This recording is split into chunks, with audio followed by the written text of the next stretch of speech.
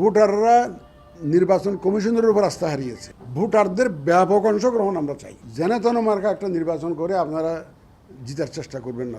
বড় দলগুলোকে বলি, for God sake help me, আমি একটা সুন্দর ক্রেডিবল একটা ট্রান্সপারেন্ট ইলেকশন দিতে চাই এবং আপনাদের সহযোগিতা স্যার এটা পারবো না। আপনারা মেজর প্লেয়ার। মাহমুদুর রহমান সাহেব একটা সুন্দর কথা লিখছে ওনার এটা খুব পছন্দ হয়েছে যে প্লেয়াররা যদি সবাই ফাউল করার নিয়তে মাঠে নামে যে আমরা ফাউলই করব, এখন রেফারির পক্ষে সেই ম্যাচ পণ্ড হওয়া থেকে রক্ষা করা সম্ভব না। লাল কার্ড কজনকে দেখাবেন আপনি?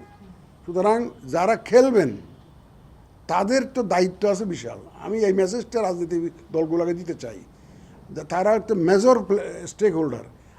আমাদের দায়িত্ব হবে খেলার মাঠটা তাদের জন্য সমান করে দেওয়া, তারা যাতে সুন্দর একই অপরচুনিটি পায় সেই চেষ্টাটা আমরা করছি এবং করব। লেভেল প্লেয়িং ফিল্ড তৈরি করে দিতে চাই। এখানে আমি আমাদের যেমন ধরেন প্রশাসন এবং পুলিশের খুলনাতে যখন মিটিং করেছি, এদেরকে বলেছি যে আপনারা ডিসি এসপিরা সবাই ছিলেন ওখানে, কোস্টগার্ড ছিলেন, আর্মি ছিলেন, ডিজিএফআই ছিলেন, এনএসএ ছিলেন। আমি বলি দেখেন, শুধু ডিসিদেরকে বলেছি যে দেখেন আপনাদের কাজ শুধু প্রশাসন না, এই যে আমি যে লেভেল প্লেয়িং ফিল্ড তৈরি করার কথা বলছি এইটার বাস্তবায়ন আপনাদের উপর নির্ভর করছে। আমি যে আপনারা যদি এই কাজে যদি আমাকে সহযোগিতা না করেন আমি যে এটা কাজটা করতে পারবো না। সুতরাং এই কাজটার মধ্যে একটা আপনাদের মৌলিক দায়িত্ব আছে, fundamental requirement from you which I want from you, যে যাতে আমরা একটা equal playing field, level playing field আমরা এনশিওর করতে পারি। আমাদের মূল মেসেজটা হচ্ছে আমরা এবার এই ইলেকশনটাকে পার্টিসিপেটরি করতে চাই। ভোটারদের ব্যাপক অংশগ্রহণ আমরা চাই, ভোটারদের ব্যাপক অংশগ্রহণ চাই, সেটা নারী পুরুষ নির্বিশেষে সবাই যাতে। এই জন্যই তো আপনাদেরকে নিয়ে যে কাজ করবো বলতেছি। আমরা দেখবেন তো ভোটের 2-3 মাস আগে মাসিভ অ্যাওয়ারনেস ক্যাম্পেইন শুরু করবো। মাসিভ আমাদের যে বাইলেটারাল যে ডেভেলপমেন্ট পার্টনার্স আছে, ইউএনডিপি আছে, ইউরোপিয়ান ইউনিয়ন আছে, তারা তো আমাদেরকে হেল্প করবেন বলছেন। আমরা মাসিভ অ্যাওয়ারনেস রেজিং করবো।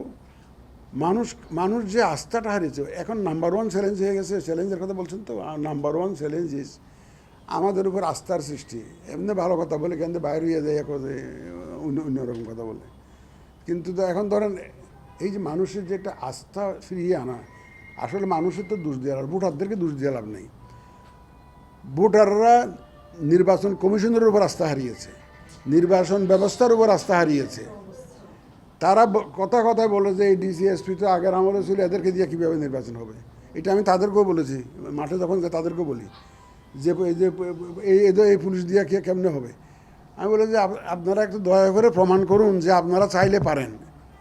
আগে নানা অসুবিধার কথা বলেছেন, উপরের চাপ ছিল, উপরের ডিজায়ার ছিল, আপনারা করেছেন, এই কথা আপনারা বলেন।